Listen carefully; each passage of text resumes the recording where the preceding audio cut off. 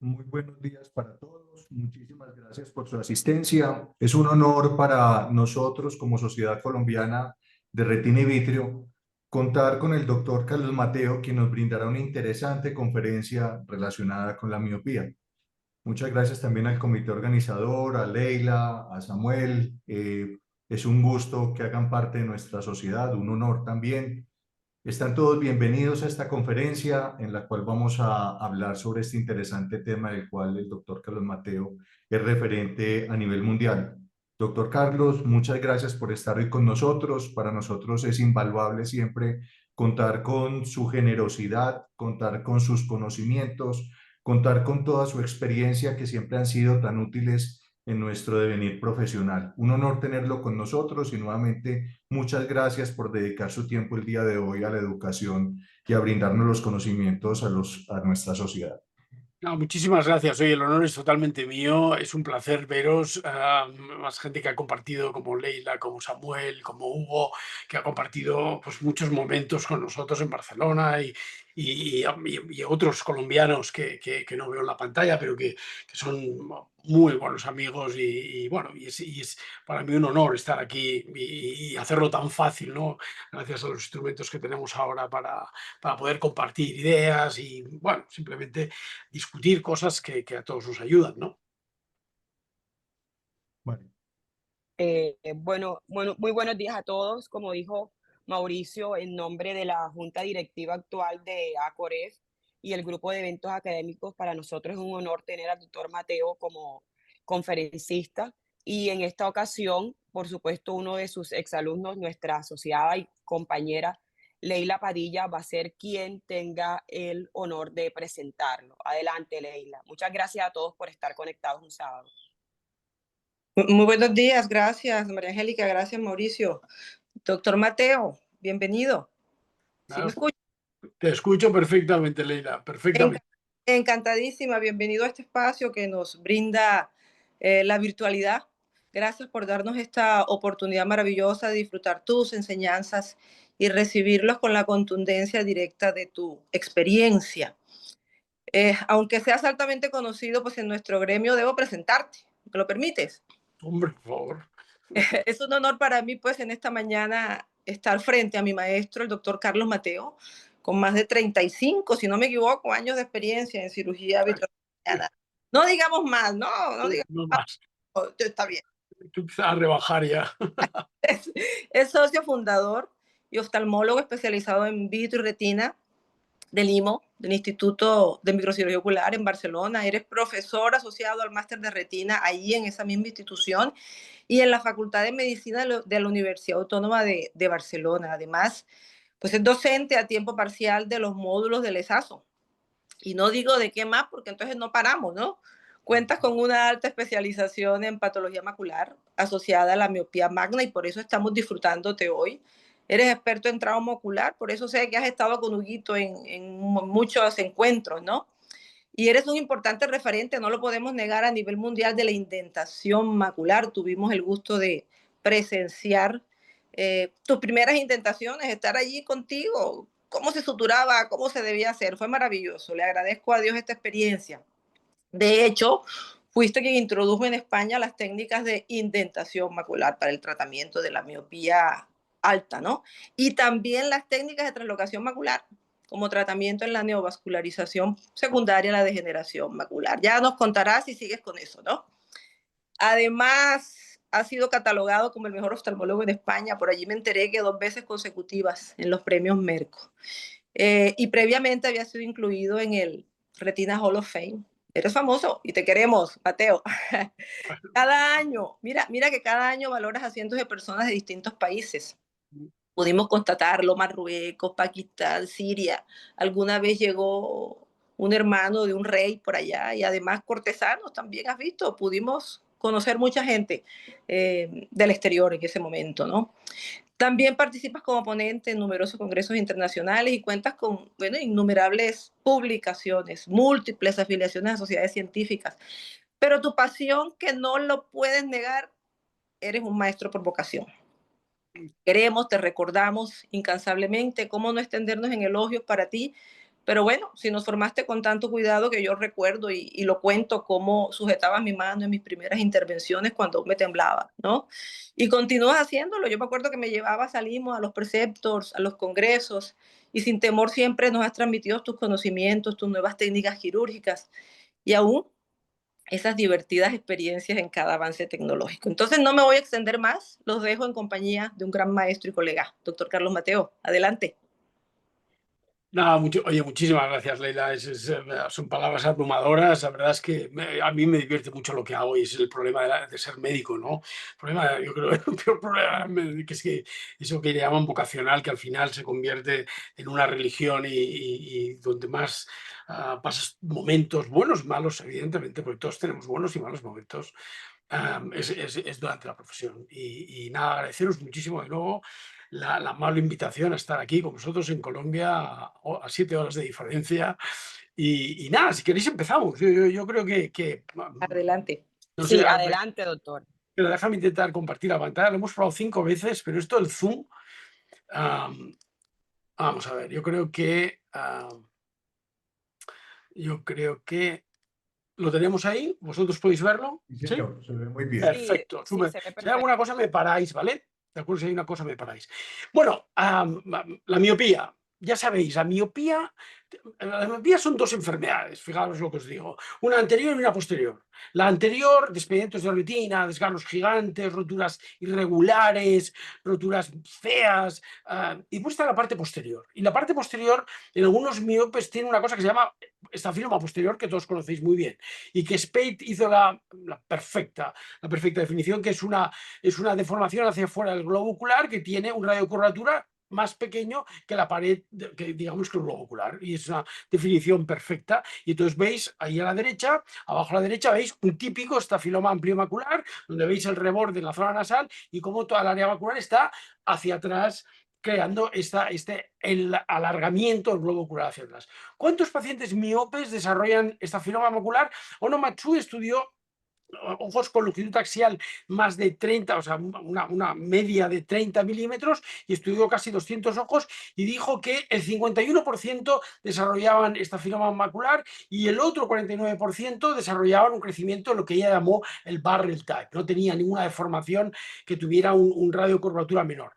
Nosotros con el grupo de Ono Matsui y Mikola Alcabes estudiamos utilizando el Optomap, utilizamos para detectar estafilomas en pacientes japoneses y en pacientes españoles para ver si habían diferencias. Y realmente no. También el estafiloma aparecía en cerca del 50% de los pacientes que tenían alta miopía y no había diferencias entre los japoneses y los españoles. Eran muy similares y por tanto no había gran diferencia. Y la longitud axial no es un parámetro ideal para decir si un paciente tiene estafiloma o no. Unos pacientes pueden tener 33, no tener estafiloma, y otros pueden tener 29 y tener un estafiloma posterior. Bien, esta foto la conocéis todos, es lo que Curtin hace muchísimos años definió los 5 tipos primarios y los 5 complejos. Está el estafiloma tipo 1, que es el amplio macular que os he mostrado, el tipo 2, que es el macular, el 3 es peripapilar, 4 es nasal, el 5 es un estafiloma que tiene además un nervio óptico plano, inclinado, y la formación está en la parte inferior, y pues los complejos, que yo realmente no son nada infrecuentes. Bien, dejadme que os muestre primero esto, porque esto es muy interesante y aquí os voy a dar 2 conceptos. Este es un estafiloma peripapilar, tipo 3, ¿vale? Si os fijáis en la fotografía, a la derecha de la fotografía, en el área macular, veréis una alteración del epitelio pigmentario. Esa alteración del epitelio pigmentario se debe a esto, se debe a que el estafiloma, a esto yo no lo llamo dome shape, le llamo epiteliopatía de la cresta del estafiloma. Es decir, en el centro de la mácula está la cresta del estafiloma y se produce una alteración crónica del epitelio pigmentario que al final acaba haciendo estos levantamientos que se parecen a la coliopatía central serosa. Bien, pero quiero deciros una cosa para la gente joven sobre todo. Quiero contaros una cosa. Esta imagen que estáis viendo abajo, ese OCT no es real. Eso no es real. Eso está tomado con un Zeiss 5000 y esta imagen tiene 9 milímetros de anchura. Bien, la imagen real de esto es esta. Esta es la imagen real, porque en 9 milímetros en el cirrus, que no pone la proporción, en el cirrus no la pone, son que un escáner de 9 milímetros lo has de estirar 3 veces como un chiclet para obtener la imagen real. Lo que pasa es que la imagen esta es ideal para diferenciar las capas de la retina, pero no es la imagen real. Observad, otro paciente. Este paciente tiene dos estafilomas. Tiene un estafiloma peripapilar, como veis aquí, y un estafiloma en el lado temporal. Y justo en medio tiene una barra, que veis la alteración del epitelio pigmentario que se produce, y esto es donde confluyen los dos estafilomas. Y esto nosotros lo llamamos, no está escrito así, está escrito como dome-shaped macula o mácula en domo, pero esto es una alteración del epitelio pigmentario crónica y que puede producir todo lo que veis en esta foto, en este OCT. Puede producir un engrosamiento de la coroidis en el centro, típico, pero si os fijáis en el lado más izquierdo, donde está prácticamente el ápex del estafiloma, ahí tiene una coroidis muy fina, yo creo que ahí se produce una constricción de los vasos coroideos. Veis que tiene un desprendimiento del epitelio pigmentario y no tiene una membrana vascular. Veis que tiene fluido subretiniano y por último también tiene fluido interretiniano, que no le llaméis edema porque esto no tiene nada que ver con nada vasogénico. Y por lo tanto, estas son todo lo que podéis observar en pacientes que tienen un dome shape.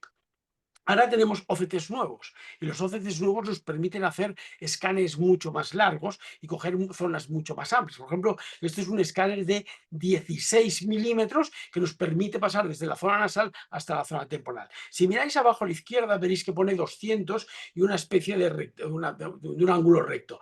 Bien, esta imagen tampoco es profesional, pero aquí esta proporcional os lo está diciendo. Para ser proporcional, ambas líneas, la vertical y la horizontal, deben ser iguales. La imagen real es esta. Esta es la imagen real de un dome shape, como veis aquí, con engrosamiento de la coroides y desprendimiento foveal. Bien, fotos de estafilomas. Estafiloma amplio macular. Dime. Perdón. Estafiloma amplio macular, el 2, el tipo 2, estafiloma solamente en el área macular. El 4, observad, tiene un estafiloma en el lado nasal, pero mirad la mácula. Este paciente no va a desarrollar maculopatía traccional. Tiene la mácula normal, puede ser un miope de 5 dioptrías o máximo 6, pero la deformación la tiene en el lado nasal. Y después ya vienen los complicados, el plicado, el septal. Yo veo muchos septales, estos son complicados de tratar, y los del tipo 5. Y hay pacientes que tienen cosas que son increíbles. Por ejemplo, esta paciente es una paciente joven, 4 dioptrías de miopía. Tú dirías, hombre, 4 dioptrías de miopía, esto no es alta miopía. No. Pero fijaos que tiene un estafiloma en el lado, en la zona temporal inferior, tiene una deformación hacia afuera que es un estafiloma. Sin embargo, la mácula es normal y esta paciente no va a desarrollar maculopatía traccional miópica. ¿Qué es la maculopatía traccional miópica? Fue descrita en el año 1999 con los primeros OCTs en los que se veían unos desprendimientos con separaciones de las capas de la retina, pero no es hasta 2004 que Panozzo y Mercante definieron el término maculopatía traccional miópica para describir una serie de cambios que pasaban en la mácula de pacientes que tenían estafiloma posterior. Y luego hablaremos de la clasificación de Bárbara, pero, a ver, señores, la patología traccional miópica fundamentalmente tiene 3 problemas. Uno, la esquisis progresiva, que puede ser interna, media, afectar a las capas internas, media y a las externas. El agujero macular interno, que lo veis en la foto del medio, en el OCT del medio, y después cuando aparece un desprendimiento foveal. Pero fijaros que digamos, la separación de las capas puede ser interna, media o externa. Muchas veces la más frecuente es la externa. Tenéis 2 tipos de agujero macular, el agujero macular sin esquisis y el agujero macular con esquisis, y todo esto puede acabar confluyendo en el peor problema de todos, que es tener un desprendimiento de retina por agujero macular. Bien, Bárbara Parolini, que todos la conocéis, una famosa cirujana italiana, hizo un estadiaje para un poquito, bueno, y al final dice, los estadios son inner macular schisis, bueno, schisis interna, inner and outer, o sea, interna, externa, todos pueden tener inner y externa, o sea, es una clasificación que está muy bien y a partir de eso establece pues unos patrones de tratamiento, según ella serían los patrones ideales de tratamiento. Bien, una cosa os quiero decir, muy importante, nunca os fiéis de un solo corte del OCT. La mácula es una estructura tridimensional. O sea, te estoy mostrando aquí un paciente que tiene esquisis interna, esquisis externa y tiene un desprendimiento foveal. La pregunta es, ¿estáis seguros de que es un desprendimiento foveal nada más?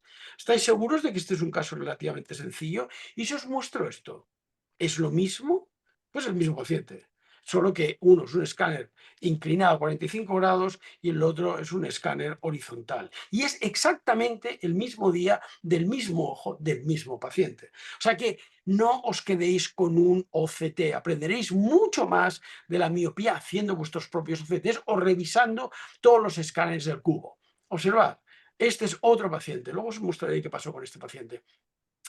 A la izquierda veis un desprendimiento foveal y un agujero interno. Bueno, relativamente sencillo. A la derecha estáis viendo un agujero macular con retinosquisis. Es el mismo día, el mismo paciente, la misma circunstancia. En uno es un desprendimiento foveal, en el otro es un agujero macular con retinosquisis. Bien, la pregunta aquí clave es esto estable? ¿Es un problema estable en el tiempo? La respuesta es sí y no. La respuesta es que muchos pacientes presentan estabilidad durante largos años, durante muchos años, pero la respuesta que yo os tengo que dar es no son estables. Mirad, el artículo probablemente para mí el mejor que se ha publicado, que es uno de los de David Gaucher, del grupo de Alain Godry, que ellos estudiaron 29 ojos de 23 pacientes con un seguimiento medio de 3 años. 3 años para un miope es nada. Entonces ellos vieron que 20 de los 29 pacientes evolucionaban, 70%. Y vieron que de esos que evolucionaban, la mitad tenían desprendimiento foveal. Primera conclusión, cuando tienen desprendimiento foveal, atentos porque esos van a evolucionar. Otro grupo, el grupo de Shimada, estudió 207 ojos, cogió únicamente pacientes que tenían retinosquisis y vio que en el grupo 4, en el S4, cuando tenía la esquisis que afectaba a toda la área macular, él no hablaba de desprendimiento foveal, la mitad prácticamente evolucionaban, la mitad permanecían estables. Repito, 3 años de seguimiento. Observad esto. Son 3 pacientes y observad el primero a los 3 años, el segundo a los 4 años y el tercero a los 5 años y medio. Y os enseñaría casos seguidos por más de 15 años y que muestran una progresión y hasta el final desarrollar un desprendimiento de retina por agujero macular. Inicialmente la retinosquisis tiene buena visión. Quiero mostraros este OCT porque vais a ver aquí 2 cosas muy importantes. O sea, esto es un estafiloma amplio macular. Este paciente tiene visión 0,9. Es el ojo izquierdo. El otro ojo también tenía retinosquisis. Me diréis, bueno, ya, pero en la parte que tiene la atrofia, este paciente tiene un desprendimiento de retina. No es verdad. Eso no es un desprendimiento de retina. Eso es una retinosquisis de larga evolución. Si os fijarais, si yo os ampliara la foto, que no lo puedo hacer, pero si os ampliara la foto os daríais cuenta como la retina externa sigue aplicada sobre el epitelio pigmentario atrófico. Si os fijáis arriba, se ven como unos dientecitos, en la parte, digamos, que diría está desprendida, unos dientecitos hacia abajo. Esos son los antiguos puentes de las células de Miller y de las asas de Henle que han acabado destruidos. Eso es una retinosquisis crónica que ha acabado con los puentes que unen la retina interna con la retina externa. Pero bueno, olvidad eso. El paciente tiene una retinosquisis, su visión es de 0,9, punto, aquí no pasa nada. El paciente al cabo de 3 años de control, yo lo iba controlando cada 8 meses, y al cabo de 3 años viene un día y me dice, doctor, he notado que algo ha cambiado. Noto que mi visión es algo peor, y su visión era 0,7, 0,8, no había una gran diferencia. Sin embargo, en el OCT, un OCT que está prácticamente cortado en el mismo sitio que el anterior, o sea, que presenta ya un defecto de las capas externas de la retina. Eso es lo que da origen a esto. Esto no está publicado, yo le llamo a esto el signo del puente levadizo y se ve cómo la retina se va levantando. ¿Por qué? Porque la retina tiene una elasticidad intrínseca que se la da a las células de Miller y las alas de Henle. A la que entra fluido, la retina se empieza a levantar, y al final acaba extendiéndose el desprendimiento foveal. Entonces, ¿cuándo debemos considerar cirugía?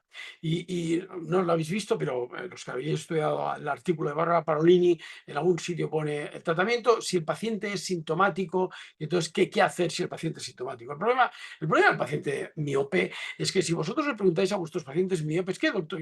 ¿Cómo ha estado usted este año? Dirá, doctor, cada vez veo menos. Y dices, no, pero si su agudeza visual está más o menos igual. No, doctor, yo cada vez veo menos. Y realmente el paciente puede ver menos, pero la agudeza visual está igual. Es decir, estos pacientes notan muchas veces pérdida de visión y la agudeza visual, que no es exactamente lo mismo que la visión, permanecer estable. ¿Cuándo debéis realmente considerar que empieza a haber una ventana para el tratamiento quirúrgico? Es cuando aparecen los pequeños desprendimientos foveales. O sea, es la paciente que os muestro ahí las OCTs. 2010, 0,9 de visión, sin problemas, ningún problema. En el 2013 la paciente me dijo, he notado algo exactamente igual que el otro paciente que os he mostrado. La visión había caído a 0,7. Era una visión buena, la paciente hacía bien normal, podía leer, pero en 2014 este era el aspecto y ahí el 2015. La paciente no se pudo operar antes porque tenía otro proceso intercurrente sistémico que hizo que no pudiéramos operarla hasta el 2015. Metamorfopsia. La metamorfopsia puede existir, pero es que metamorfopsia puede existir en pacientes altos miopes que incluso hacemos OCTs, hacemos todo y no tienen nada, no observamos nada. Y es decir, oiga, yo veo torcido. Entonces, la metamorfopsia para mí, no, en mi experiencia, no es un signo de progresión hasta que aparece un agujero macular o una membrana neovascular subretiniana. O sea que siempre tenéis que estar muy atentos a que no exista una membrana neovascular subretiniana. Bien, me habéis hablado de la indentación macular. Yo empecé a hacer indentación macular en 2004 y la dejé de hacer en el 2000 como cosa seguida en el 2017 y la última que hice fue en el 2020. Porque en aquella época, al principio de todo, cuando se describió todo esto, año 2004, aparecían las primeras series y algunas series alcanzaban la aparición de un agujero macular posoperatorio hasta el 27%. Y yo había visto algunos pacientes de esos y esos pacientes perdían mucha visión, realmente tenían un pronóstico mucho peor porque eran pacientes que hacían un agujero macular y encima con retinosquisis, con lo cual era un problema muy grave y por eso empezamos a hacer indentación macular.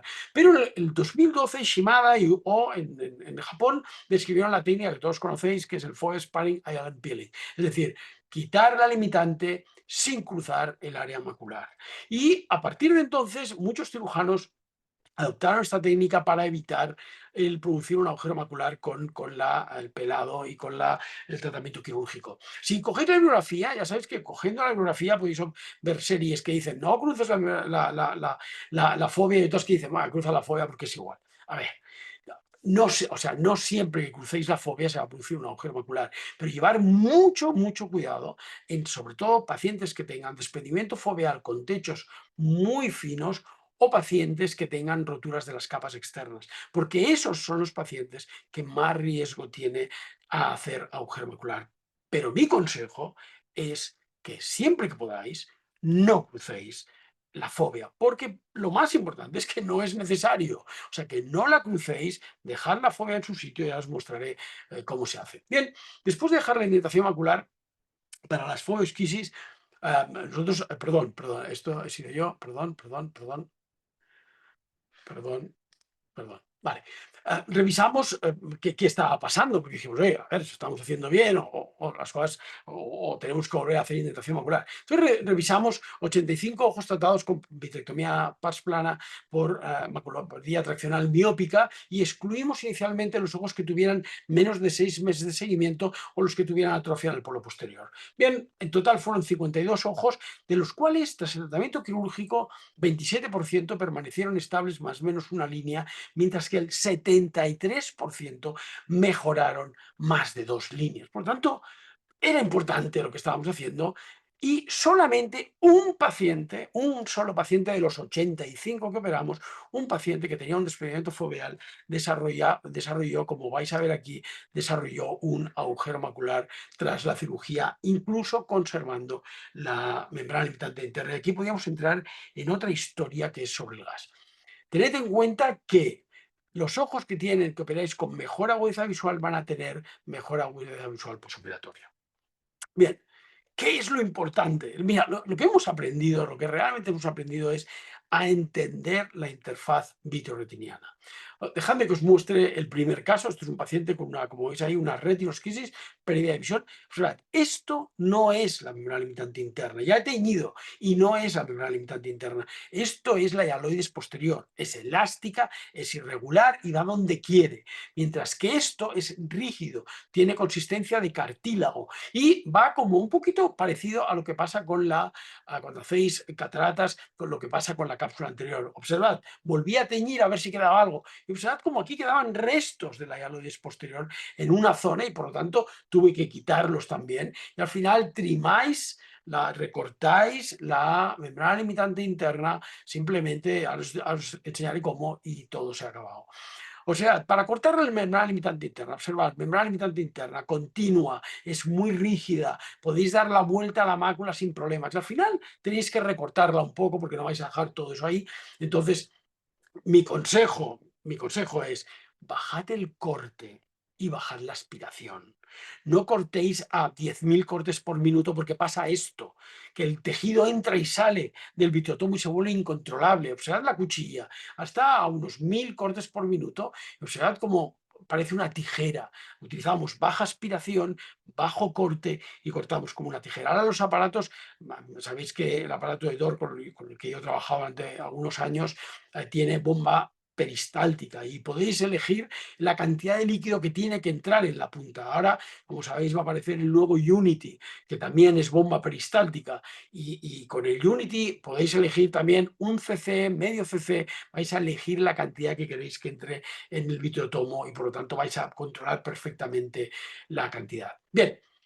Hay algunos factores para establecer el pronóstico. El primero es la agudeza visual preoperatoria. Cuanto mejor visión preoperatoria, mejor visión final. Acordaos lo que os he dicho, revisar todos los cortes del OCT. Es muy importante que los reviséis porque podéis encontrar que lo que pensabais que era una cosa luego resulta que es otra. Lo segundo es miraros bien el OCT. Si vosotros veis que el paciente tiene la retinosquisis y tiene muchos puentes entre la retina interna y externa, este paciente tiene buen pronóstico. Si como a la derecha, en la segunda línea, veis que tiene pocos puentes y muy distorsionados, estos pacientes tienen un mal pronóstico. Y por último, mirar la línea de interdigitación. La línea de interdigitación no es más que los segmentos distales de los fotorreceptores que describió el grupo de estudio, el OCT, hace muchos años. Si la línea es continua, como veis en la última línea abajo, esa paciente tiene buen pronóstico. Si tiene melladuras en la línea de los fotorreceptores, este paciente tiene mal pronóstico. Dejadme que os muestre esto. Esa es la paciente que os tenía buen pronóstico y observad el otro ojo. El otro ojo tiene muy mal pronóstico. Esta paciente de la derecha, el ojo izquierdo de la paciente acabó en 0,8 de visión. El ojo derecho de la paciente también, curamos la retinosquisis, el desprendimiento foveal acabó en 0,1 de visión. Por lo tanto, muy atentos al OCT porque el OCT os va a dar pistas del pronóstico que tienen estos pacientes. Por lo tanto, uno, no consideréis esta enfermedad como una enfermedad estable, controlarlos cada año y considerar hacerlo continuamente con OCT. Lo segundo es considerar la cirugía cuando el paciente nota pérdida clara de visión o cuando aparece el desprendimiento foveal o roturas de las capas externas de la retina. Si podéis evitar cruzar la mácula, la fobia, el área perifoveal, no lo crucéis. Y por último, y esto no os lo he contado porque sería alargarlo demasiado, si el techo es muy fino, considerar no poner gas. Dos tipos de agujero macular sin retinosquisis, agujero macular con retinosquisis. Suda demostró que en agujeros que tenían más de 30 milímetros de longitud axial, el riesgo de fallar con el cierre del agujero macular era más alto. Y hemos mejorado muchísimo el aspecto anatómico, en el cierre del agujero macular, hemos mejorado muchísimo con el flap invertido. Los de la derecha, agujeros maculares con retinosquisis, descritos por Ikuno y Tano en el año 2006, suelen tener un estofiloma más profundo y, para mí, tienen más riesgo de desarrollar un agujero macular si no son bien tratados o si no conseguimos cerrarlos. Observad, estas son 3 series. Esto siempre la muestro, esta diapositiva, porque esto para mí cambió el panorama de los agujeros maculares sin retinosquisis. Observad. La primera que lo publicó fue el grupo de Michalewska y Osinoroki en Polonia. Ellos estudiaron 19 ojos con una longitud media de 29 milímetros, 6 tenían más de 30, estafiloma solamente en el 26 y describieron un cierre primario utilizando el flap invertido en el 100%. Nosotros con la doctora Oliñik en Barcelona utilizamos 33 ojos con longitud media de 32-48 porque el criterio de entrada era que tuvieran más de 30 milímetros de longitud axial para compararlo con lo que decía Suda y tenía estafiloma en todos los pacientes. En las 3 series, incluso en la de Gracia Pertile, en las 3 series se cerró el agujero en aproximadamente el 100%. Solo hay una pequeña diferencia entre nuestra serie y la de Michalewska. En la serie de Michalewska ellos reportaron una mejoría en el 94% de los pacientes, mientras que nosotros solamente en el 39% de los pacientes. Pero ¿dónde está la diferencia? La diferencia está en la agudeza visual inicial. Nosotros encontrábamos agujeros maculares con mejores visiones porque hacíamos OCT a pacientes que a lo mejor tenían pocos síntomas y con eso descubríamos pacientes cuya agudeza visual media preoperatoria fue de 0,25, mientras que en la serie de Michalska era de 0,09, 20-200, con lo cual hay una gran diferencia en la entrada, con lo cual eso probablemente es lo que hace que la ganancia sea diferente de los dos, pero las tres series acabaron con una agudeza visual media posoperatoria de 20-50. Tipos de inverted flap hay varios, tenéis aquí, yo utilizo siempre el superior e inferior, pero también a veces el temporal nasal. No le veo una gran diferencia al temporal nasal porque mis pacientes salen andando de quirófano y por lo tanto a mí me parece mejor el superior e inferior. Después está el all-in, es decir, plegar la limitante hacia el centro del agujero. Y por último el retracting door, que lo publicó Tamer Mahmood, es extremadamente complicado en los altos miopes. Lo más importante, os voy a decir dos cosas que son lo más importante de los agujeros maculares sin esquisis en la alta miopía. Una es el tamaño, el diámetro del agujero. Tamer Mahmood publicó que si queréis saber realmente el tamaño que tiene el agujero, tenéis que utilizar esta fórmula, en la alta miopía, ¿eh? Tenéis que utilizar esta fórmula porque los normogramas no están preparados para alta miopía y es dividir la longitud axial partido por 24 y multiplicarlo por el tamaño que os ha dado el OCT, con lo cual este agujero que era 293 micras se convierte en 407 micras. Lo segundo que es importante es esto, este tejido que vais a ver en el OCT. Por tanto, siempre ir a quirófano habiéndoos mirado muy bien el OCT, porque este tejido lo que hace es que es imposible localizar la membrana limitante interna. Este es un paciente que yo compartí con Cristina Borges, que sabéis que está con nosotros en Barcelona, y que lo teñimos inicialmente con azul y aquí no se teñía nada. Entonces, mi consejo es utilizar el Flexible Loop. Utilizáis el Flexible Loop y muy suavemente pasáis por encima de la retina, observad ese tejido, que es un tejido espumoso que muchas veces tiene pigmento amarillo, volvéis a teñir y entonces vais a ver cómo el paciente tiñe perfectamente la membrana limitante interna, entonces ahí podéis crear el flap invertido y al final siempre aspirar hacia donde queréis que se quede el flap. Si queréis que se quede superior o inferior, como hago yo, tenéis que aspirar en la zona inferior, las últimas fases de la aspiración muy lentamente, porque si no os puede pasar algo que luego os mostraré. Dos malas noticias tengo para vosotros. La primera es que Kyoko Onomatsui publicó que después de tratar una maculopatía traccional miópica, en algunos casos aparece atrofia del epitelio pigmentario central, que en el agujero macular sin retinosquisis puede llegar hasta el 13%. Dejadme mostrar ojos operados por mí. Izquierda arriba, un paciente altomiope, un agujero macular sencillo, flap invertido. A los 3 meses, mirad cómo empieza a aparecer una redonda justo al lado donde tenía el agujero y cómo a los 2 años la paciente va desarrollando una alteración del epitelio pigmentario. Observad la evolución de otro paciente en el riel del medio, observar como un agujero macular pequeño, flap invertido. Yo hago flap invertido a todos. O sea, entiendo que son pequeños, a lo mejor no es necesario, pero yo les hago un flap invertido a todos. Y entonces, observad cómo lentamente va apareciendo una atrofia central. Y por último, el último paciente, cómo lo perdí de vista porque se controlaba en otra ciudad y cómo al cabo de 6 años el paciente notó pérdida, cómo había ido perdiendo visión después de la cirugía por la aparición de una atrofia en el centro de la mácula. Muy bien, pero de vez en cuando también pasa esto. Observad, es una paciente 2013. Bien, yo le hice un flap invertido, ya os he dicho, le quité el tejido, flap invertido, genial. Se cerró, ganó visión 0,7 y 3 años después la paciente desarrolló una recidiva del agujero macular y hicimos una cosa que se llama el trasplante de la membrana limitante interna. Luego os mostraré exactamente cómo se hace eso.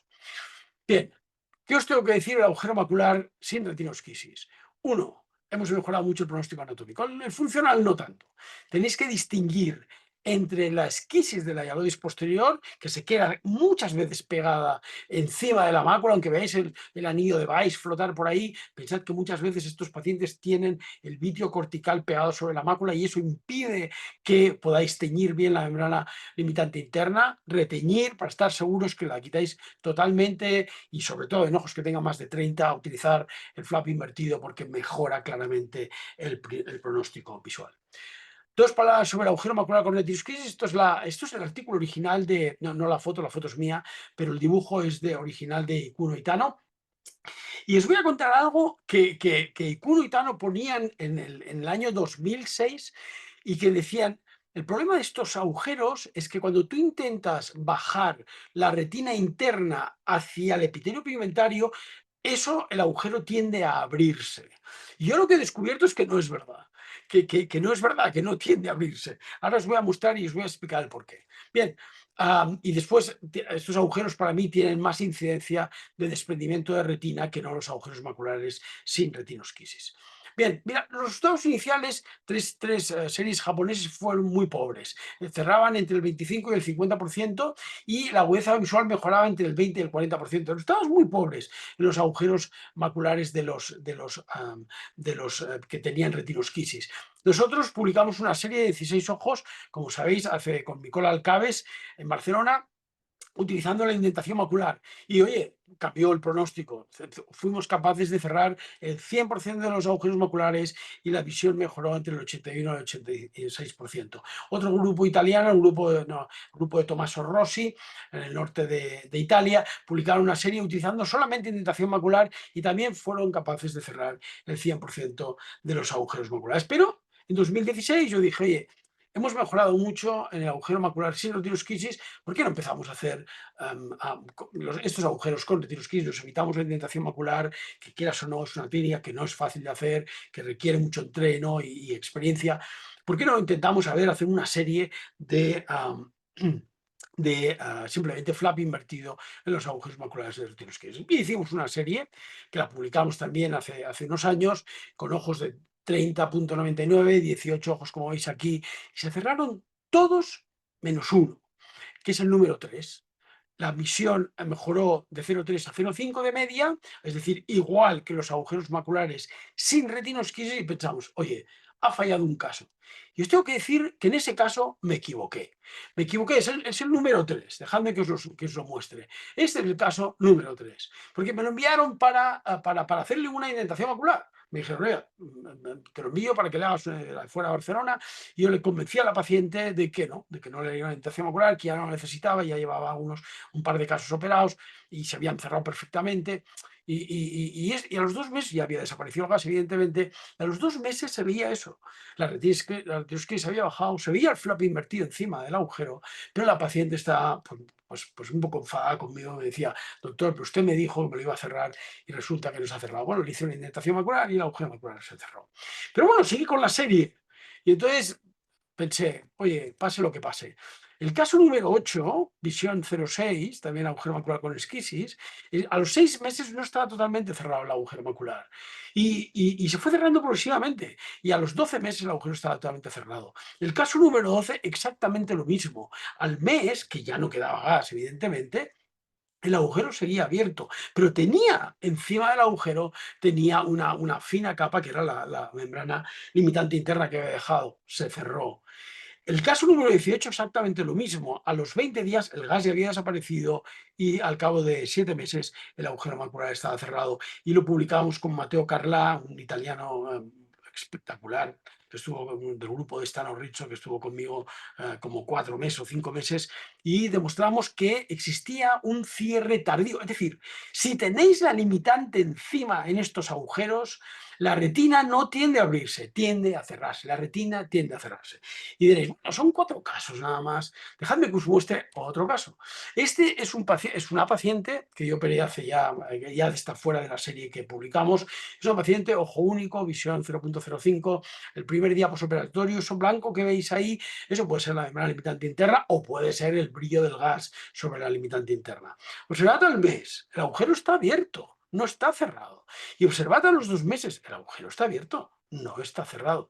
Pero observar a los 3 meses, ya no queda gas, en ninguno de los casos quedaba gas. A los 3 meses apareció un cierre del agujero y esto es al año.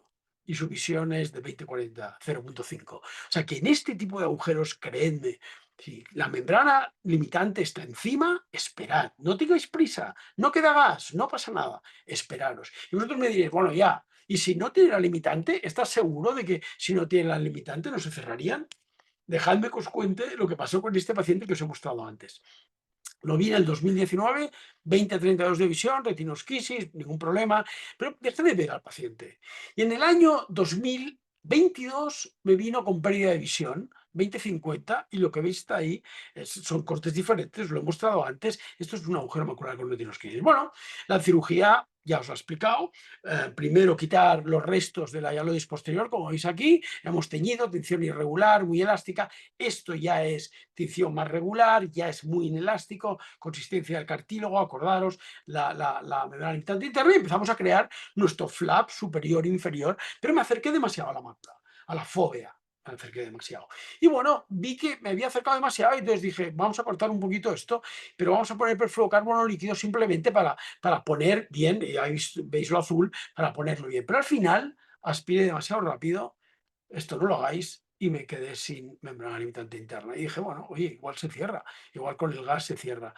Este paciente al tercer mes, no sé si 2 o 3 meses, el agujero macular no se había cerrado, el paciente era ojo único también. ¿Qué hacemos de segunda oportunidad? De segunda oportunidad lo que hacemos es reteñir, y entonces buscar donde habíamos quitado previamente. Esto es un autotrasplante de la membrana limitante interna. No levantéis la limitante interna de la retina, tenéis que arrastrar, porque si no se os pegará las pinzas y desaparecerá. Y entonces suavemente con el finés lo ponemos encima. Yo nunca intento meter nada dentro del agujero, y al final con mucho cuidado, muy lentamente, quitáis el perfluorocarbono líquido, vais bajando muy lentamente, no os acerquéis demasiado, y al final este paciente desarrolló una mejoría visual espectacular, de 0,6, 0,7 en este ojo, y el agujero macular se cerró. Pero como me comentaba Mauricio y Samuel, algunos agujeros maculares no se cierran. Y es verdad, o sea, por mucho que en la literatura se cierren el 100%, siempre hay pacientes que se quedan con el agujero macular, y se han descrito todas estas técnicas para cerrar el agujero macular. ¿Os acordáis de este paciente que os he mostrado hace un momento? Año 2013, inverted flap, cerrado, mejoría visual. Año 2016, reabertura, entonces le hice un trasplante de la membrana limitante interna. Año 2023, reabertura del agujero macular.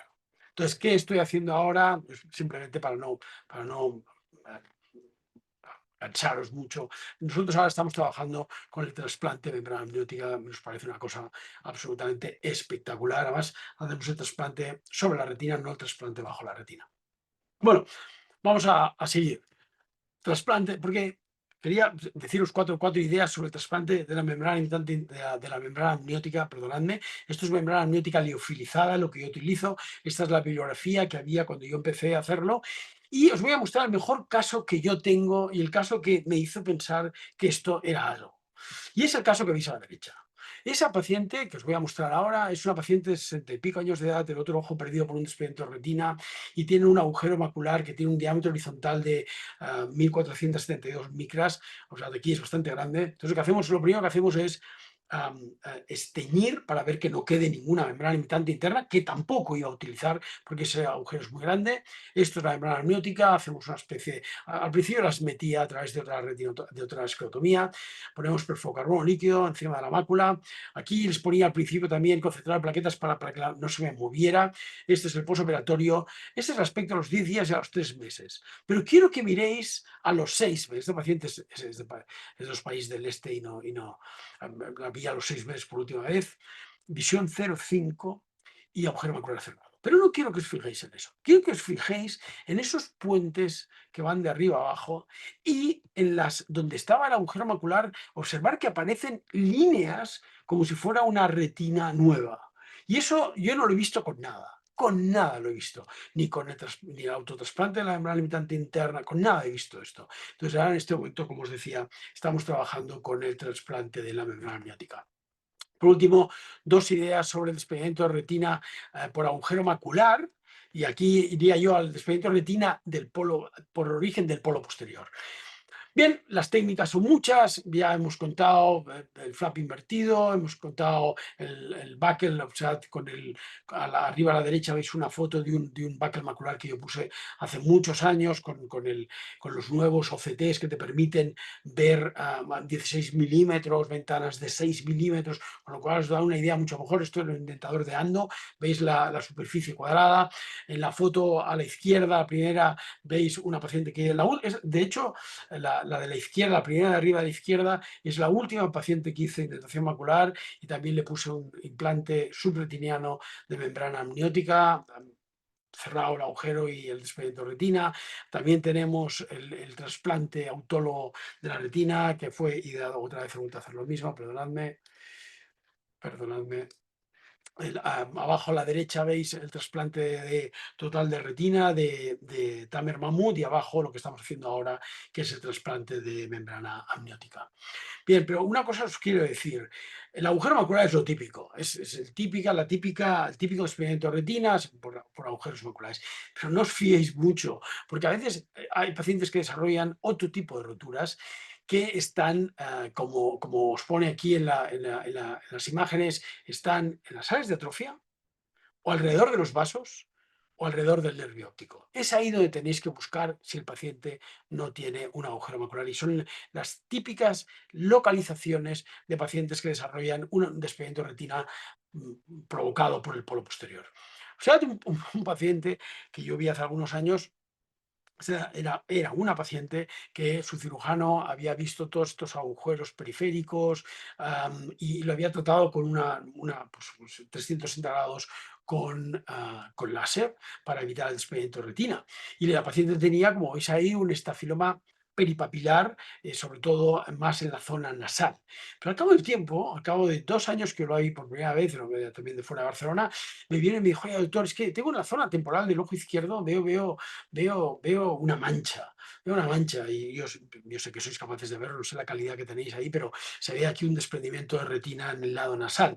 Pero si os fijáis bien, aquí en las arcadas vasculares hay 2 agujeros justo al lado de las arcadas vasculares y 2 tracciones vítreas justo en la misma zona. O sea que atentos con las arcadas vasculares. ¿Qué pasa en los pacientes miopes? Dejadme que os cuente esta historia, porque a mí esta historia me encanta. Porque esto una vez, hace muchos años, se lo conté a un americano y me hizo una pregunta que ahora os diré.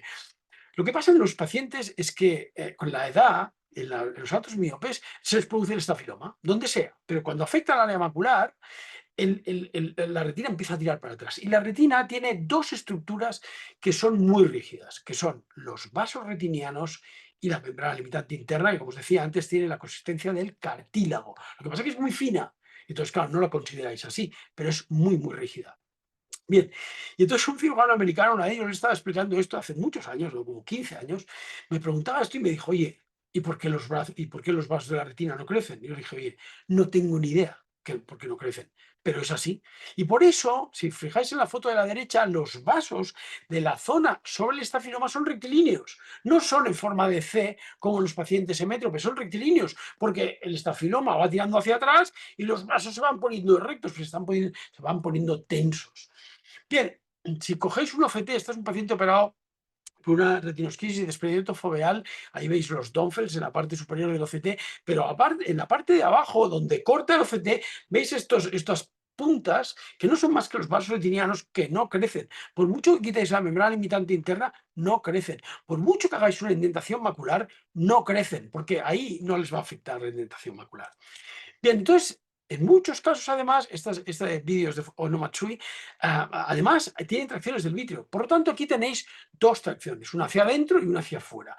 Y la parte más débil en toda esta estructura son la zona adyacente a los vasos retinianos, que es donde se producen estas roturas. Mirad, en el año 2008, Shimada cogió y estudió un grupo de miopes que llegaban a la consulta porque eran miopes. Ellos ¿sabes? No sé si lo sabéis, pero el grupo Shimada y Onomatsui tienen una consulta de miopía, que solamente se dedican a la miopía.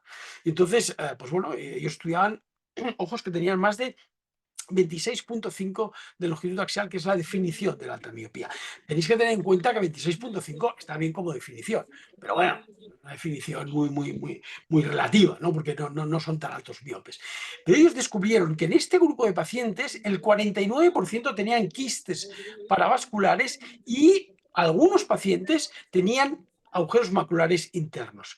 Observad esto, y esto es importante porque quiero que cuando os fijéis en el OCT no solamente miréis el área central, que también busquéis las arcadas vasculares. Observad la arcada vascular de este paciente que, como vais a ver ahora, tiene una retinosquisis. Observad las roturas internas que tiene, que no son roturas externas, son roturas de las capas internas de la retina al lado justo de la arcada temporal y también de la arcada inferior. Observad la arcada inferior como tiene múltiples roturas. Esta es la cirugía. Empiezo a inyectar con mucho cuidado, como decía Mauricio, empiezo a inyectar azul y observar cómo el colorante ha entrado en el espacio intrarretiniano a través de estos vasos. Hay que tratarlos con láser, lo podríamos discutir, en este caso yo lo traté porque tuve una vez un desprendimiento de retina por culpa de no haber tratado estos láser. Yo creo que no siempre es necesario, pero ahí veis en el área macular, veis que tenéis la membrana limitante interna cubriendo el desprendimiento foveal, intentando limitar al mínimo la incidencia de desprendimiento retinal. Observad, rotura en vasos retinianos, observad ahí zona de atrofia, observad el vitrio como está anclado en esta zona de atrofia, y esta es la rotura retiniana en esa zona, provocando un DR. Pero si os vais a la otra arcada inferior, observad cómo tiene múltiples roturas que también están originando desprendimiento de retina. Por lo tanto, alrededor de los vasos retinianos es una zona donde pueden aparecer roturas y producir desprendimiento de retina. Caso extrañísimo. O sea, esta es una paciente que yo vi hace muchos años. Y como veis aquí, no sé si sois capaces de verlo en la pantalla, pero esta señora tiene este desprendimiento de retina. Si cogéis un OCT vertical, veréis esto. Está ya tocando al área foveal. Y si veis esto, veis ahí una rotura interna.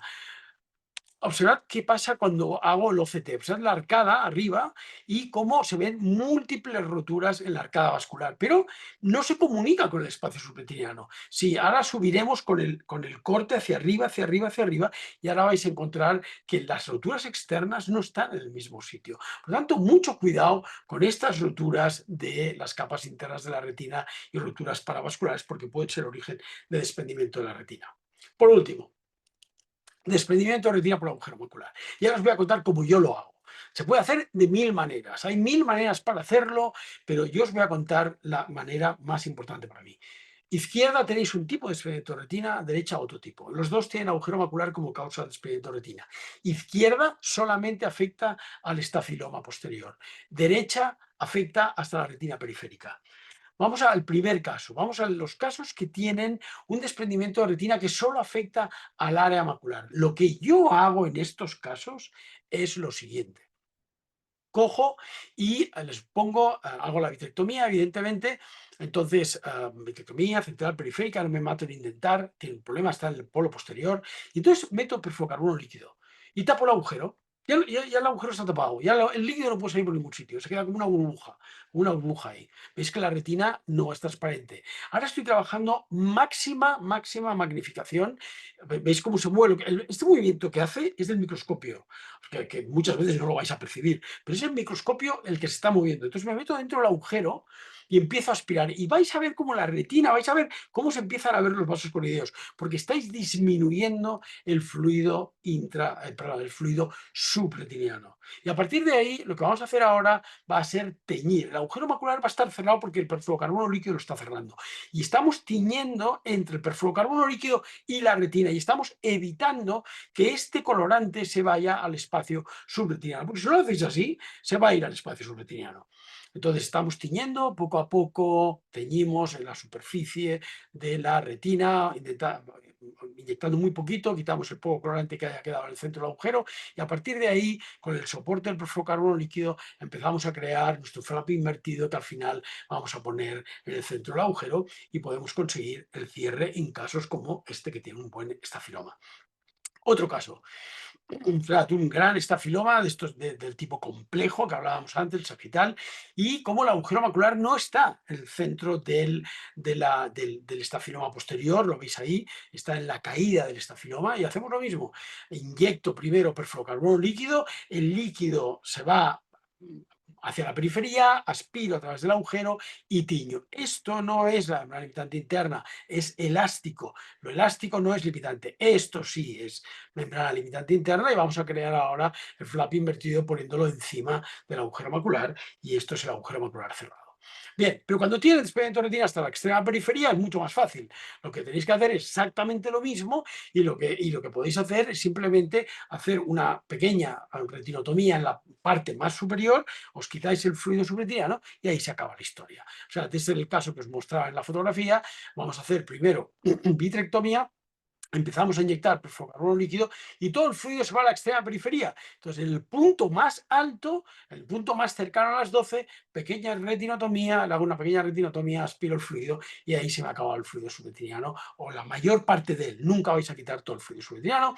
Entonces, hacemos exactamente lo mismo que yo os comentaba antes, que es teñir con azul brillante en la interfase entre el perfluorocarbono líquido, el exceso de colorante se va a ir a la superficie y de allí lo vais a quitar y entonces creáis el flap invertido, lo ponéis encima de la mácula, hacéis la rotura periférica y ahí se acaba la historia, ponéis gas y ahí se acaba la historia.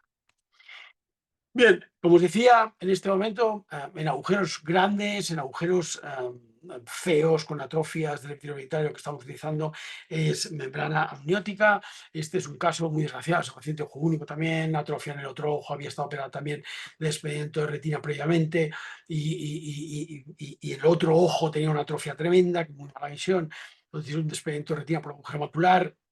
Entonces, lo primero que hice es una retinotomía arriba, o sea, lo rígida que está la retina, porque tiene encima la hialoides posterior y la membrana limitante interna. En estos casos que tiene atrofia ya no juego a poner flap invertidos, son agujeros que son muy grandes, la retina está muy desvitalizada. En estos casos lo que hago es evidentemente quitarla, lo hago bajo perfluorocarbono líquido, quito toda la tracción que tenga sobre la retina, como estáis viendo ahora. Vamos a quitar la tracción, el bit, o sea, la hialoides posterior y vamos a quitar también la membrana limitante interna. Entonces, vamos, esa burbuja también la quito. Lo que pasa es que en el vídeo no se ve, pero también voy a quitar esa burbuja. Entonces, simplemente colocamos la membrana amniótica encima, perfluorocarbono líquido. Pensad que cuidadito porque la membrana amniótica flota. O sea, que si la soltáis antes de ahora, la membrana amniótica va a empezar a dar vueltas por ahí. Entonces, la ponéis encima, perfluorocarbono líquido hasta arriba, fotocoagulación láser en la rotura que hemos hecho para quitar el fluido subretiniano y ahora veréis el aspecto que tiene después de tiempo. A esta paciente le puse aceite de silicona, no me encanta poner aceite de silicona, pero en estos pacientes, ojo único, atrofias por lo posterior, etcétera, en estos pacientes sí que pongo aceite de silicona. Pero quiero que veáis una cosa, en el postoperatorio os voy a poner la foto y vamos a ver quién es el capaz de ver el borde, quién es el capaz de ver la membrana amniótica ahí. La membrana no ha desaparecido. Ver los OCTs, que la membrana amniótica sigue ahí. Cerca de la arcada inferior la podéis ver un poco, podéis ver el borde, pero prácticamente en los miopes ni la ves. Y ahora ya os voy a presentar el último caso. Esto ya no lo hagáis en casa, esto es muy peligroso, esto es ya para sentarse y ver lo que puede ser un miope alto, ¿no? El problema que puede tener un miope alto. Ante esta paciente os voy a mostrar los dos ojos. Este es uno de los ojos, el ojo derecho, un despegamiento de retina total. Como veis, tiene múltiples roturas en la retina. Tiene un agujero macular tremendamente grande, tiene roturas en la arcada, rotura temporal, rotura nasal.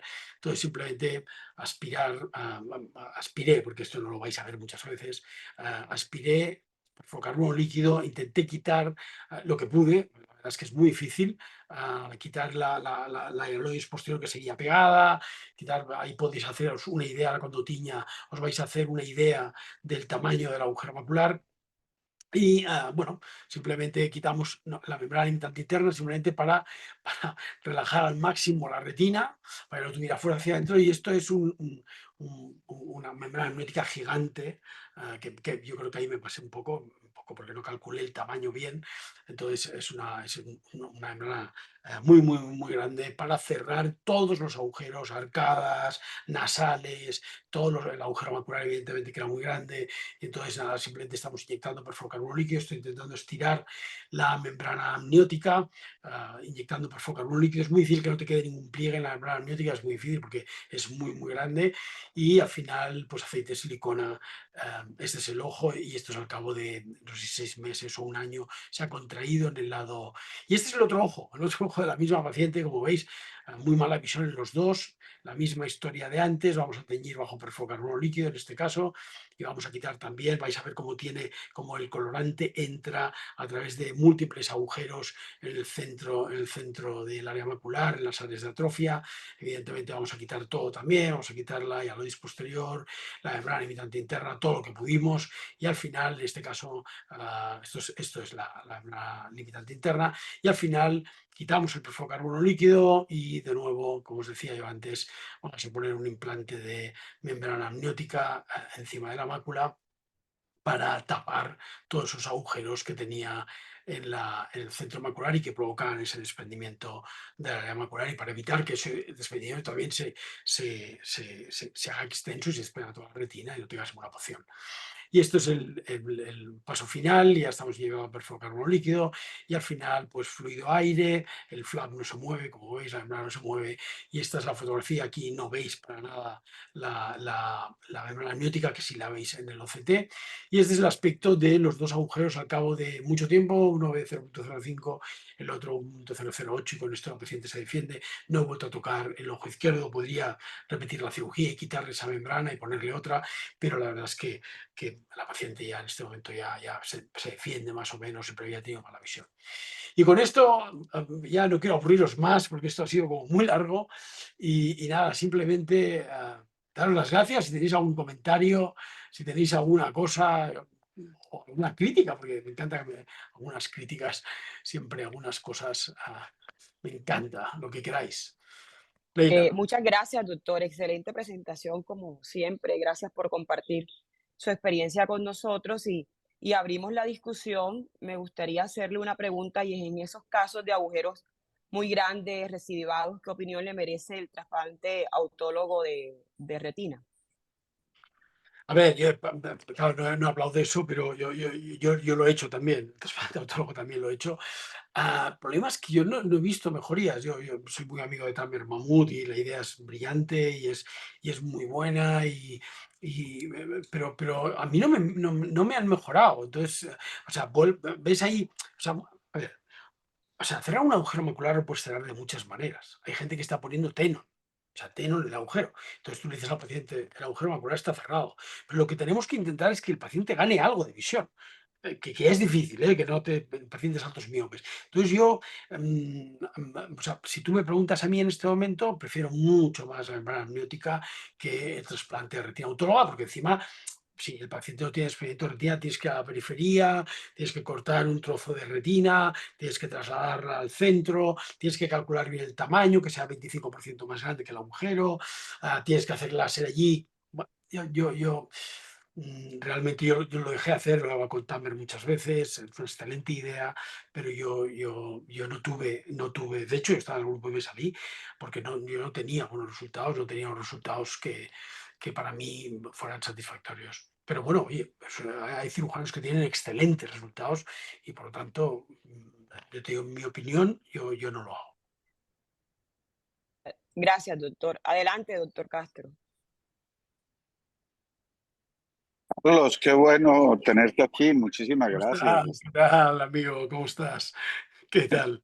Extraordinaria tu charla, como siempre.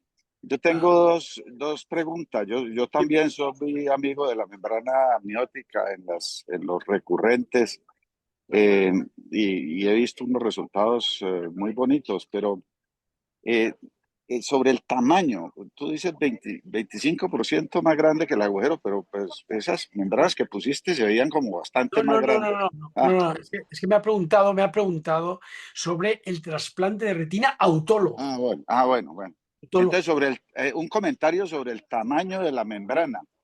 Eh, yo no las he puesto tan grandes como esas que mostraste en agujero macular, pero sí tengo una experiencia parecida de desprendimiento de retina en un niño que dije, pues si le hago láser a todos esos pocos rotos, pues me llevo toda la mácula. Y la solución tiene que ser un parche grande de membrana amniótica, viendo que había tenido buena experiencia en los miopes. Y me hizo un PDR terrible, y después al quitar esa membrana, ahí sí que se acabó de romper la mácula. Entonces, un poquito sobre el tamaño y si tienes algún truco para estar seguro sobre el derecho y el revés de la membrana. Es una gran pregunta. El derecho y el revés, eso es lo que a todos los que hacen membrana amniótica, a todo el mundo le preocupa lo del derecho y el revés. Te contesto las dos preguntas. Mira, yo normalmente, os lo he enseñado en uno de los casos, normalmente yo utilizo implante redondo de 5x5, ¿vale? La que os he mostrado cuadrada era porque en aquel momento no tenía el punch de 5x5 y la corté yo y punto.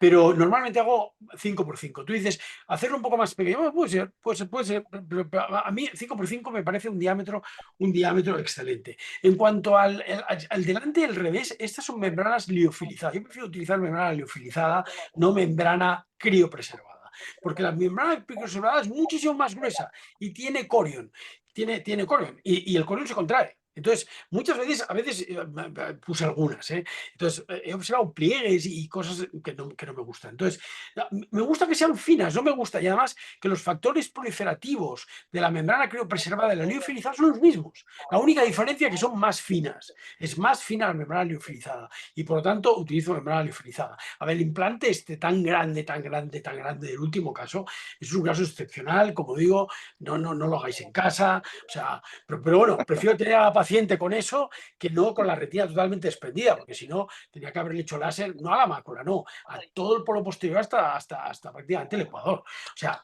quiero decir, eso es un caso excepcional que lo enseñé una vez en Neuretina, porque es una señora que es real de los dos ojos, pero yo normalmente hago un implante de 5x5 y me es Gracias. igual, derecho y revés me es igual. Eso me lo. Todo, déjame que te cuente mínimamente, porque hay otra pregunta que me hacen mucho que es la transmisión de la luz.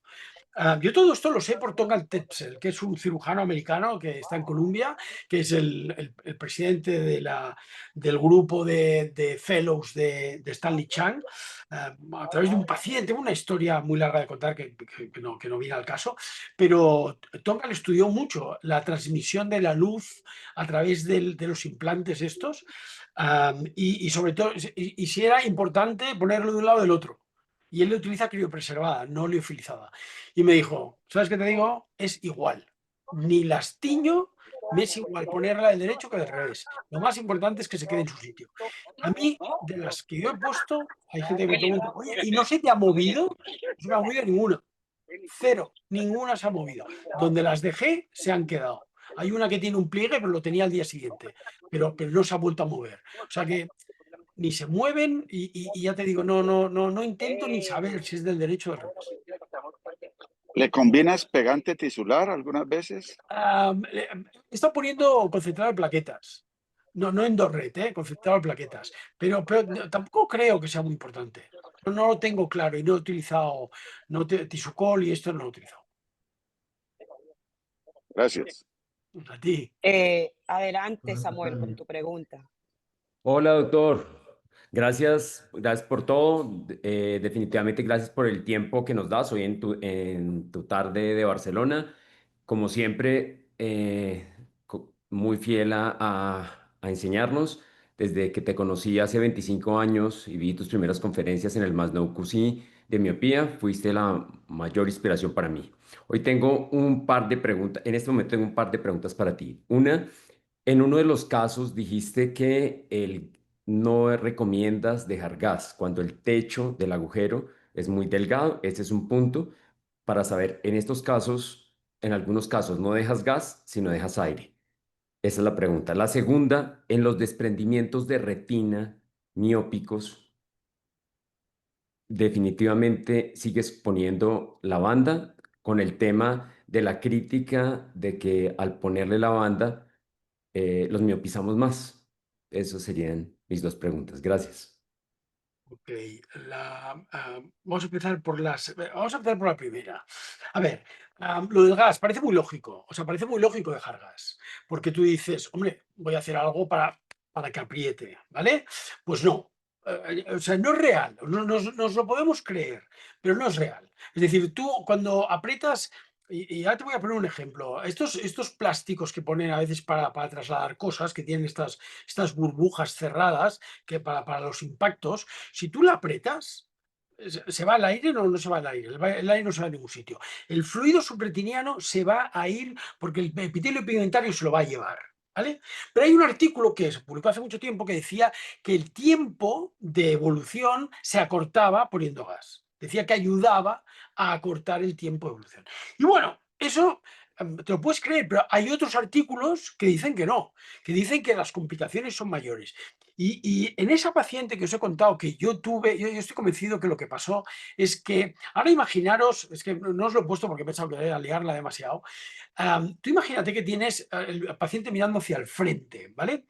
Y tienes la retinosquisis aquí, ¿vale? En medio, y tienes gas, ¿vale? El gas aquí está apretando en todas partes igual, pero cuando llega aquí, aprieta en la parte superior de esa burbuja de fluido subretiniano y del líquido que tiene subretiniano aprieta hacia afuera porque estás empujando por arriba y por abajo tiene baja presión, con lo cual esa podría ser una causa de tal. Y hay un artículo publicado por un japonés, Akiro Hirakata, que menciona que él con el descubrimiento fue él, habían tenido 2 agujeros maculares y que una de las posibilidades era que fuera el gas el que hubiera provocado ese agujero macular. Os lo dejo como posibilidad. A mí, yo no lo tengo claro, pero me da mucho miedo en los que tienen esos techos tan finos, me da mucho miedo lo del aire. Si puedo dejar el flap invertido y nada más, lo que pasa es que el flap se puede mover, evidentemente, les hago un flap invertido y punto pelota.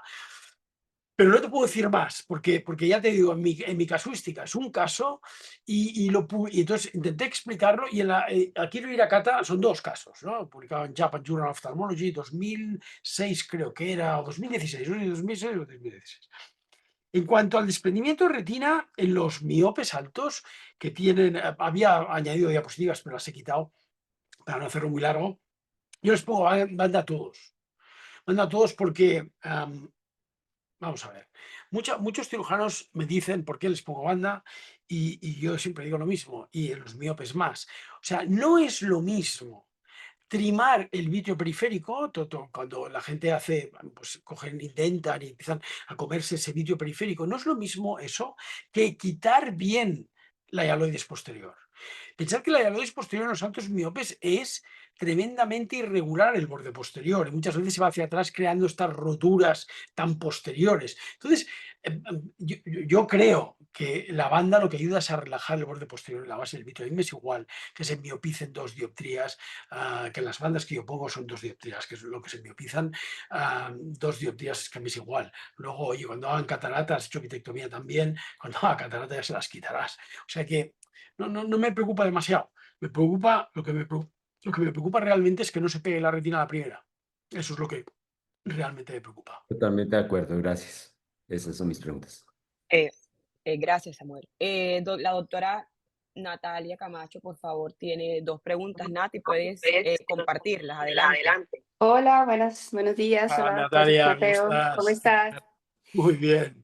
Muchos Gusto de recuerdos a tu verlo. padre. Muchas gracias. Siempre feliz de oír sus charlas. Gracias. Mi papá no pudo conectarse porque está en un examen médico, pero seguro la charla queda grabada y lo volveremos a oír. Bueno, Doctor, no, yo quería preguntar 2 cosas puntuales. La primera, ¿qué tinción usa? Y si usa triamcinolona, sobre todo porque ahorita en Colombia estamos sin triamcinolona y yo la uso frecuentemente, sobre todo para el vitrio en esos miopes, esa primera como membrana que es la hialoides posterior. Entonces quería saber si la utiliza y de tinción si usa azul brillante, azul dual. Esa es la primera pregunta.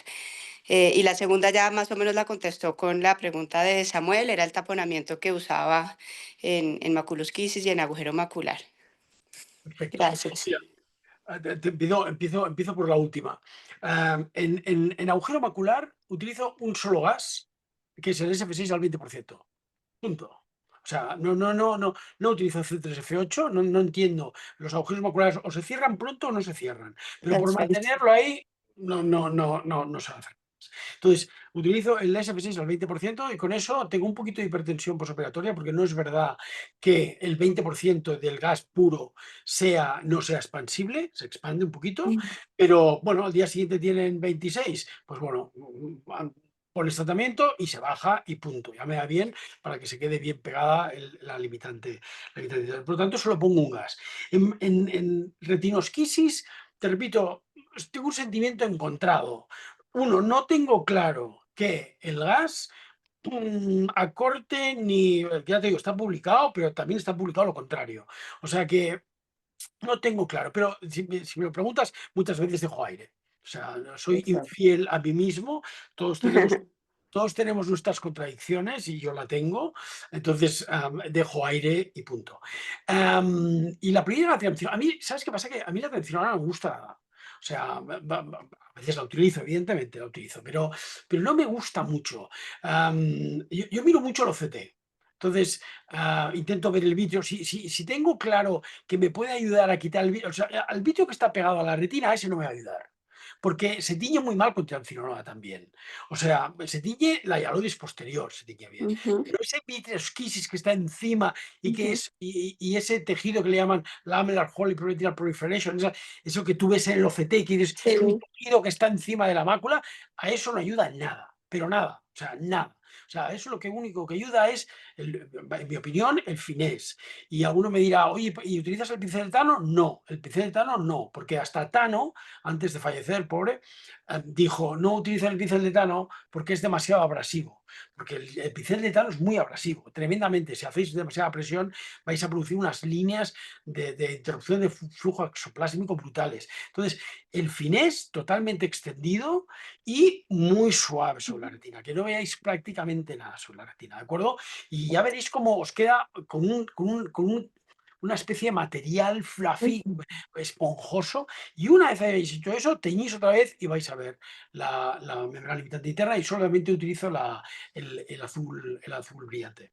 No utilizo el tripán porque el tripán me da, por ejemplo, el tripán es el único que utilizo en la PVR.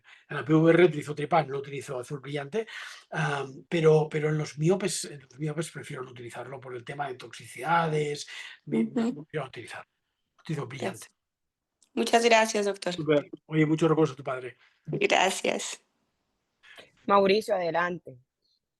Sí, doctor, muchas gracias. Quería hacerle una pregunta acerca de la cirugía facorrefractiva en pacientes miopes altos. ¿Realizan o no realizan vitrectomía posterior cuando hacen la cirugía facorrefractiva? Ah, es una pregunta muy buena. En principio no. En el IMO no se hace como estándar. Es decir, si un paciente pues, tiene muchas opacidades y se está quejando de muchas opacidades y tal, en algunos casos lo hacemos, pero no como estándar. No como estándar, y me parece una cosa que deberíamos debatirla, ¿eh? O sea que no me parece ninguna tontería, porque hay muchos pacientes que operan de cirugía facorrefractiva y dicen, oye, tú, estoy igual o peor que antes, me sigo viendo a las moscas y las veo más todavía, ¿no? Entonces, me parece que es una puerta abierta, algo que habría que debatir, habría que hacer series y ver los riesgos que tiene, porque no hay que desdeñarlos, pues el despegue de retina, que dice, "No, es muy bajo, bueno, ya, pero como tengas dos, ya no es tan bajo, ya por muchos que operes, ¿no? Entonces ya eso te quita el sueño, ya todo ha cambiado. Entonces, yo creo que es algo debatible. Yo creo que es algo debatible, pero no, como estándar no lo hacemos. En algunos casos muy particulares lo hacemos en pacientes que se quejan mucho, pero si no, no. Hugo, adelante con tu pregunta. Gracias, Angélica. Hola, Carlos, ¿cómo estás? Hola, Huguito, ¿cómo estás? Bien, muchísimas gracias por esa fantástica presentación. Una sola pregunta para complementar la respuesta que le hiciste, Natalia. ¿Utilizas OCT intraoperatorio o planificas el OCT antes de cirugía y con eso te vas como mapa de navegación? Muy buena pregunta, Hugo. Nosotros somos pobres, no somos tan ricos y no, yo no tengo OCT intraoperatorio.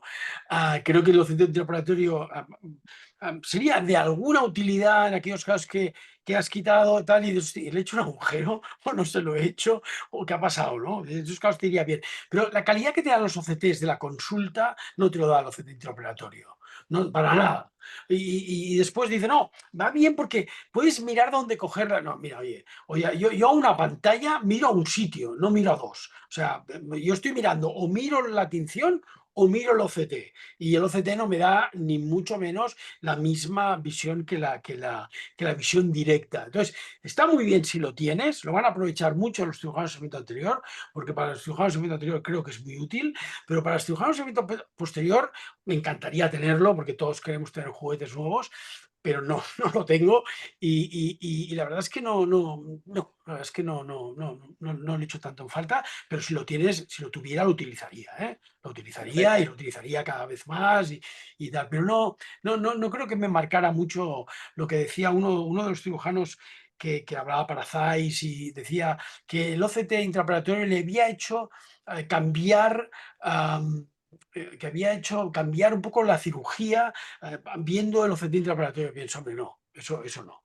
Eso no, o sea, yo pienso que eso no me va a cambiar, me ayudará en diversas fases, pero no me ayudará más. Pero ya te digo, si tuviera, estaría contentísimo y lo haría servir. Vale, Carlos, gracias. A ti. Hugo. Bueno, tenemos unas preguntas en el chat. Saluda al doctor Juan Yepes desde Venezuela, quien pregunta Hombre, qué es sobre el trasplante de semen recientemente descrito. el de este Met. Sí, Yo no lo he hecho nunca, yo no lo he hecho, me parece complicado, pero yo no tengo experiencia yo sobre el trasplante de este MED. Creo que es complejo.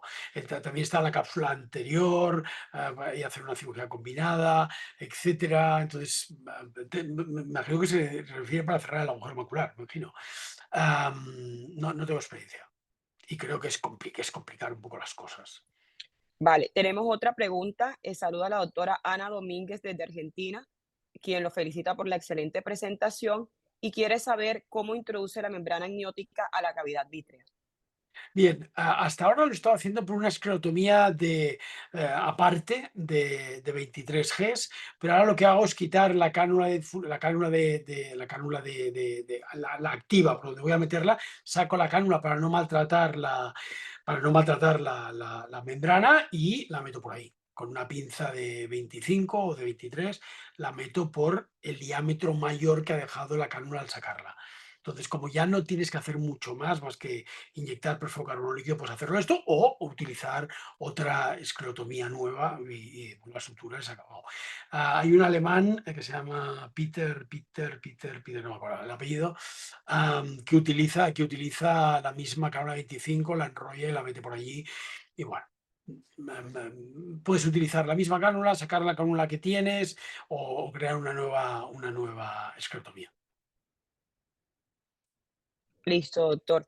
Y bueno, una última pregunta que me surge es, ¿qué podemos decir entonces que con el conocimiento que tenemos hoy de la importancia de la membrana limitante interna, es la razón por la cual abandonó la indentación macular? Exactamente. Mira, abandoné la indentación macular porque, te repito, al principio la incidencia de agujero macular, y yo viví algunos casos al principio, en los años 2004, 2008, 2006, 2012, viví algunos casos de colegas que habían trabajado sobre una retinosquisis y se les había hecho un agujero macular y luego cerrar aquello era muy complicado. Acordaros que lo del inverted flap empieza en 2010. Entonces había una casuística de agujeros maculares muy elevada. Pero mi primer caso, te voy a ser sincero, mi primer caso fue un agujero macular con retinosquisis. Fue una paciente con un agujero macular con retinosquisis que le quité la membrana limitante interna, repito, no existía flap invertido y el agujero macular permaneció abierto. Y entonces pensé, oye, tengo que hacerle algo, se me ha quedado abierto, no puede ser. Y entonces le dije, mira, hay un doctor japonés, me refería yo a Fumikata Ando, que tiene un indentador y tal. Y al final no hice lo de Fumikata Ando, y puse una banda de 2 milímetros cruzando el área macular y el agujero macular se cerró. ¿Vale? Se cerró. Te voy a contar la historia completa porque la tenía que haber puesto, pero es muy curioso la historia de esta chica. Se cerró, no ganó visión, se quedó en 0.0501. Bien, la seguí controlando. El otro ojo es el ojo que os he mostrado en un agujero macular, el segundo agujero macular de flap invertido con DR macular, que en aquel momento, en 2004, era un estafinoma muy importante, pero la retina estaba normal. Y en 2022 hizo un desprendimiento de retina por agujero macular. Bien, cuando hizo eso, el agujero macular primero que yo había cerrado con indentación se reabrió y le puse membrana amniótica. Y en este momento está viendo 0,2 con los dos ojos, con aquel que no mejoró en el original y con el nuevo que le puse la membrana amniótica. Entonces, dejé de hacer una retinosquisis porque dije, oye, tú, si no cruzamos la mácula, no producimos agujeros maculares. Revisamos la estadística y dijimos, oye, fuera. Revisamos la estadística, empezamos a hacer flap invertido en los agujeros maculares con retinosquisis que nos había dado tanto buen resultado la dilatación macular. Y vimos que también los cerrábamos todos y que el resultado visual era muy bueno. Con lo cual, ¿dónde está ahora? En los agujeros maculares con retinos, que en los agujeros maculares con desprendimiento de retina, oye, el flap invertido cura y hay series publicadas, del 80 hasta el 100% de cierres y reaplicación retiniana. Entonces, lo que sí os ruego que cuando estudiéis un OCT, no os quedéis con las imágenes, no sé qué OCT utilizáis y da igual, pero intentad conseguir la imagen de la proporcionalidad, porque vais a tener otra imagen totalmente diferente, os va a dar la sensación de que aquello realmente sois capaces de reaplicar la retina aplicando la imagen proporcional y no la imagen que te da a veces la imagen comprimida, que eso sirve para ver las capas de la retina, pero te da una imagen que es totalmente irreal. Y ya no la utilizo, porque si vais a hacer una al año, o sea, yo había habido días que había hecho 3 en un día. Entonces, claro, yo tuve mucha experiencia, pero, y aún así te digo, oye, no lo hago. No lo hago porque yo creo que yo no lo necesito. Entonces, los que lo necesiten, oye, me parece genial, pero yo no lo necesito. Y yo tenía mucha experiencia. Ahora, si vas a hacer una al año o 2 al año, créeme, no es tan fácil. No es tan fácil de hacer. Y eso es mi Gracias, respuesta, doctor. Bárbara. Esa es mi respuesta, Bárbara. Sí, sí, esa es muy Gracias. amiga, me la quiero mucho, Bárbara, me la quiero mucho. Muy bien. Bueno, muchas gracias, doctor, por su excelente presentación. Para todos los que están preguntando, sí va a quedar grabada y se compartirá por la página nueva y oficial de ACOREF. Mauricio, adelante. Leila iba a dar unas palabras también de despedida. Leila.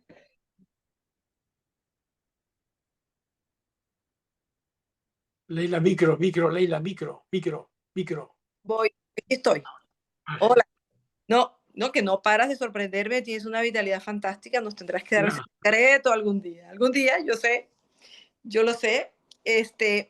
Bueno, mira, yo sé que hay muchas preguntas, las fuiste respondiendo porque es una charla muy completa, pero me sigue llamando la atención aquí, al menos en Colombia, la imagen que montaste del desprendimiento de retina, en donde el colega previo le había hecho láser en 360 grados, no solo a la roturita, sino a toda la retina.